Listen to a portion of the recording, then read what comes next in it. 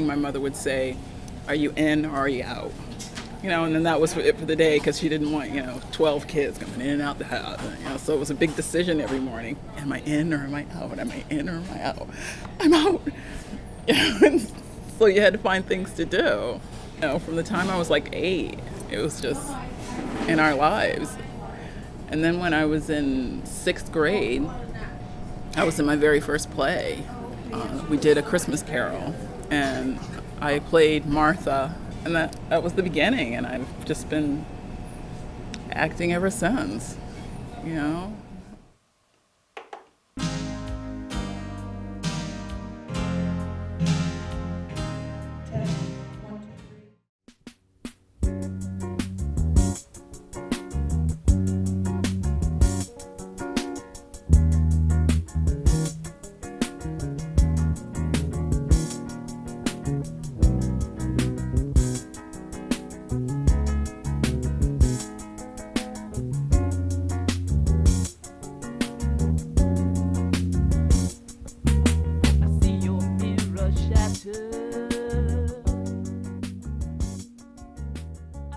We were Army brats.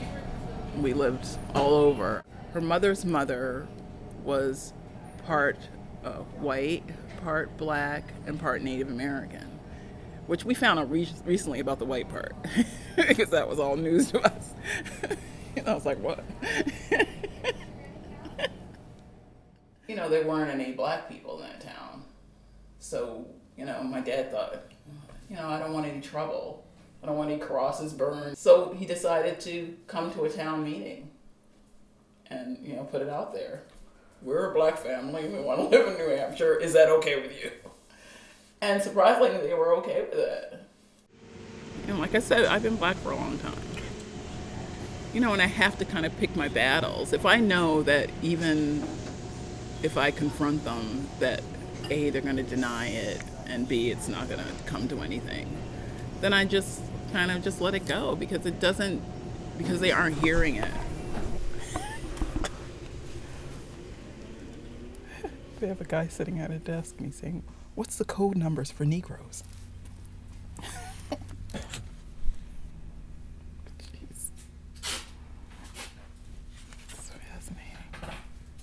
Okay, I was in Sears once, and I ran into a woman that I knew that worked at Sears. And so I stopped in to talk to her, and she was with another woman. And as we were talking, the other woman was reaching out toward my hair. And I said, "You are not going to touch my hair, are you?"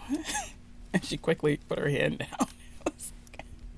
It happens. It's almost like pregnant women. They want to, only it's worse. Because it's a constant thing. That's why I was so, when your friend said, the first thing she said is that a wig? I was like, wow.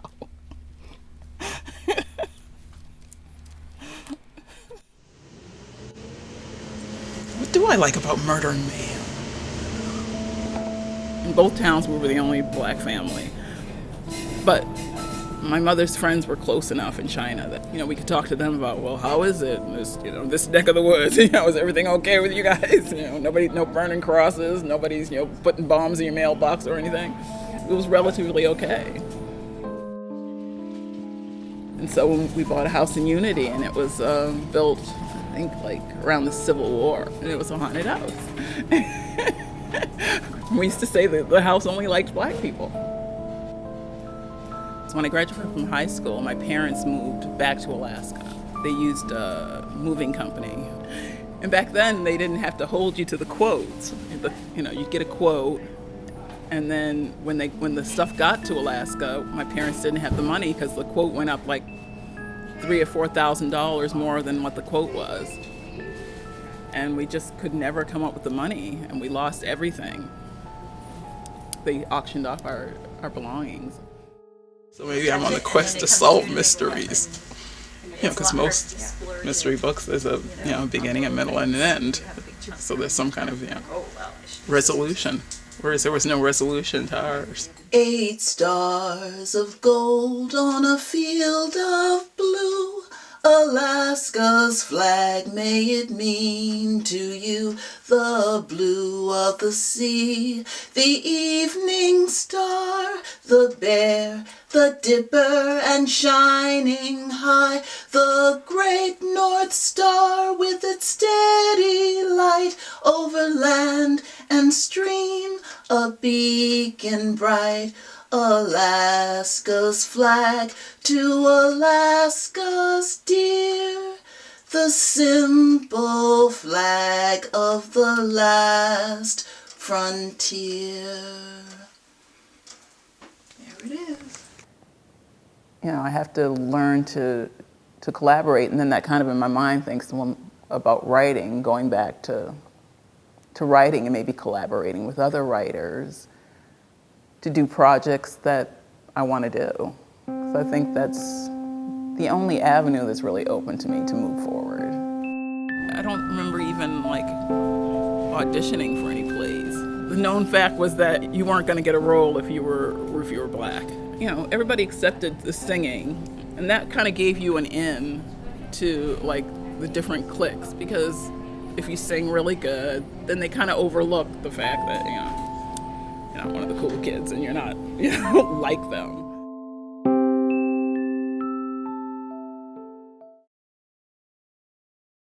There were times in high school that were really not good. So I stuck to the music. I'm part of a group of women of color of Maine, and I'm meeting, you know, women that I probably wouldn't have met if I hadn't joined this group.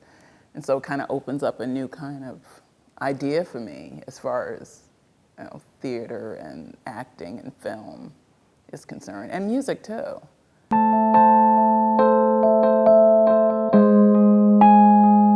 A perfect example was I went to a theater and they have their auditions all at once for all the plays for the season, and the sides are there for all the plays of the season, and you come in and you say, I'd like to audition for, you know, the plays for the female parts that fit, you know, my age range. When I walked in, he gave me one side, and it was a play that had a black person in it. And there were all these sides. They were doing a Noel Coward play. They were doing all kinds of plays. And I said, why are you only giving me this one side? And he was like, oh yeah, sure, okay. When I came home, I said to Kurt, I know I'm gonna get it. It was so good, and they loved it, and I was really, yeah. I never heard from them again.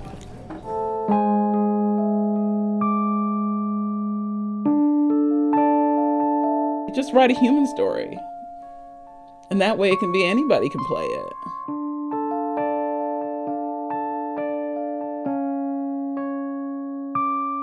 I think they're used to not having anybody of color there, because they do the play and it's all these white people trying to act like Africans. Oh God, and it was just so,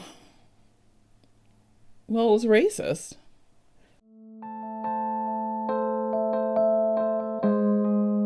I did 2 plays of his, and because I wanted the work. And I just vowed that I just was not going to do it anymore.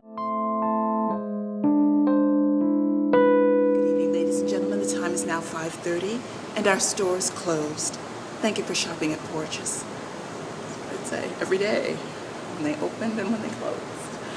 And I loved it because sometimes I'd, you know, tilt my voice a little bit, and I could change a little bit. Good morning, ladies and gentlemen. The time is now 9 o'clock and our store is open. Thank you for shopping at Porches. Good evening, ladies and gentlemen. The time is now 5:25 and our store will be closing in 5 minutes. Thank you for shopping at Porches. Technically, probably I'm fabulous at cold reading.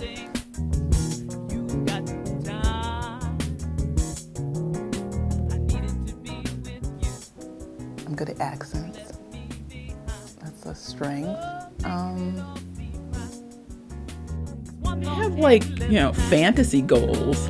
You know, like my fantasy is like, I want to be in the next Star Trek movie. I'm not driven. guess that's a huge weakness for me. After washing the heavy-duty utility gloves, Anne can now begin to prepare the operatory for the next patient. We've already decided exactly which items must be cleaned and disinfected, and which items must also be barrier protected. Again, we have predetermined which items we barrier protect, and this is written as an SOP in our exposure control manual. We use a combination of plastic bags and barrier. I think we saw an ad or something for the Center for Performance Studies, and we talked about it, and I think I said, I think I want to take a class, because we had, it was always this big, because we only had one car, so it was, and back then I wasn't driving. I didn't get my license until I was, I think I was 22. But I did, even after that, I didn't drive, because right after I got my license, I got in an accident, and I stopped driving for 15 years. So we were coordinating, how I was going to take this class, because I needed something to do. I guess the craving for arts. And he was, yeah, okay. Because in my real life, I'm very, I hold a lot back, and it takes a lot for people to get to know me. It was the first time I'd ever tried monologues and trying different accents and stuff. And I'm leaving early. It all goes on without me. Strange thing is, it's what I was most afraid of. I was told it was a musical, but I thought it was, because since it was a reading, I thought it was going to be, a few lines here of singing and a line there, kind of interspersed with dialogue. But when I got that script, I was like, oh God. There's always a danger when you write specifically for a black woman, especially if you're not black and you write for a black woman. Because then your preconceived notions of what you think a black woman is like always creep in there. But she was like what we call the mystical Negro. And then they came to one of the rehearsals, the writers, and I was singing the song like me, like I sang. And they wanted it more calypso, and they said Harry Belafonte. Like, in my head, I'm like, I'm not Harry Belafonte, I'm not from Trinidad. But, they wanted it more. I think they wanted me to black it up a little bit. I liked the women who wrote it. I really liked them. They were wonderful people. And I didn't want to. Sometimes you gotta, know when to hold them, know when to fold them. I folded them. And I think everybody kind of just decided, let's do this shit, and whatever happens, happens, but we're going to give it our best. And I gave it my best. I tried not to overthink it. I tried to just be what they wanted me to be and be the best what they wanted it to be as I could. And I just stopped thinking about how I felt personally about the play and the character and, the songs. And I said, just fucking, When they cut my shoulder, that's the time I guess.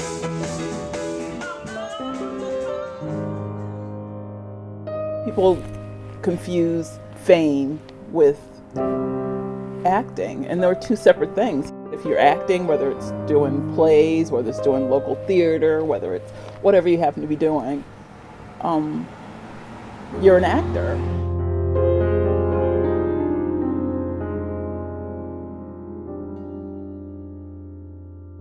I'll do it tomorrow. Tomorrow I'll get up in the morning and I'll do it.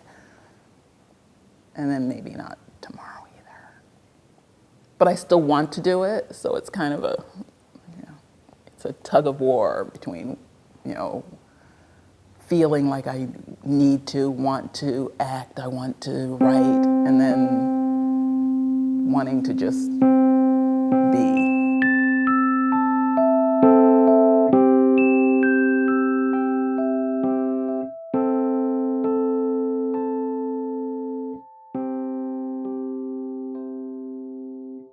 Can I get insurance for my home at a bank? Can I? I don't know. Ask us. Maybe I dislike the part that, opportunities have to come from somebody else. That's the point. at the beginning, maybe when they saw me, they were kind of like, they hadn't thought of it. And so then it was like, well, why not? So I think that's the way it was. But today they don't send you, they're very specific. Most of the call for actors is for white people. So they don't get a chance to actually see you because they're not asking for you. They're asking for a specific kind of person, mainly a Caucasian person.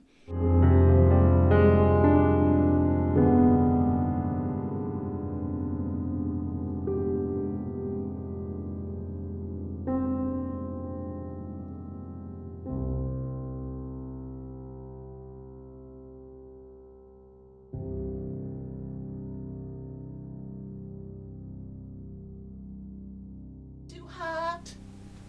Call the police and the fireman. I'm too hot.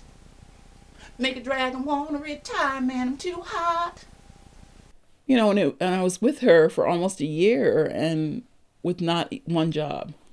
Say my name, you know who I am. Too hot. And then after I left her, I kind of got blackballed after that. Because now people won't even talk to me. I'd be gobsmacked if you picked me. It was the first time in 2 years that I had not worked.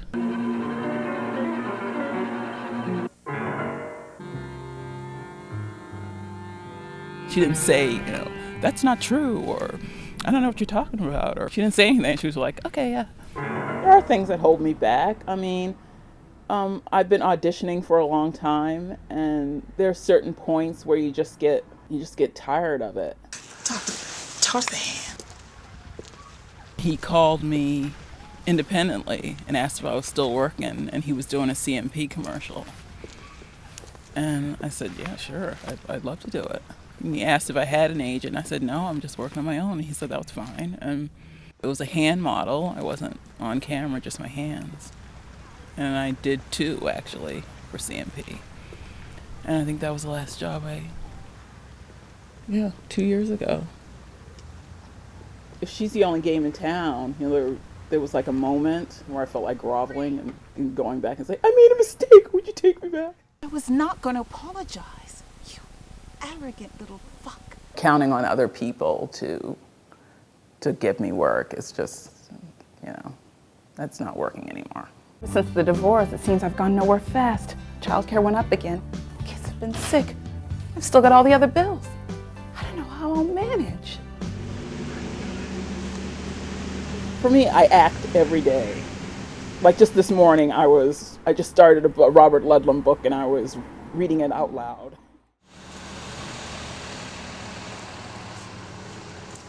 But at this moment, I don't really have that same collaboration that I had with working with my family. So I guess that's the next step, is to try to find that for myself.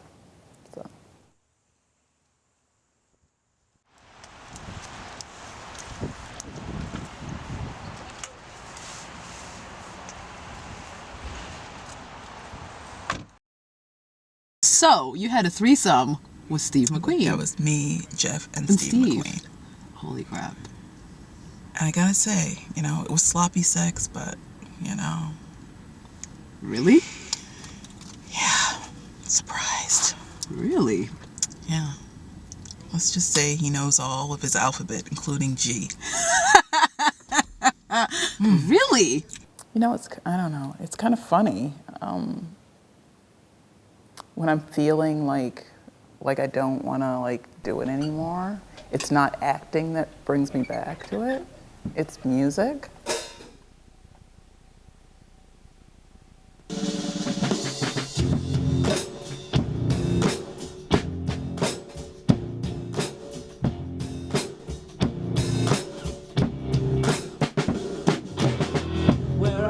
From isn't all that great. My automobile is a piece of crap. My fashion sense is a little whack, and my friends are just as screwed as me. I didn't go to boarding schools. Preppy boys never looked at me. Why should they? I ain't nobody, got nothing in my pocket.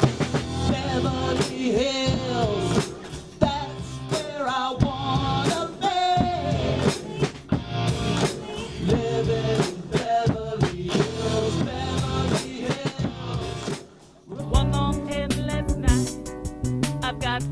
sing.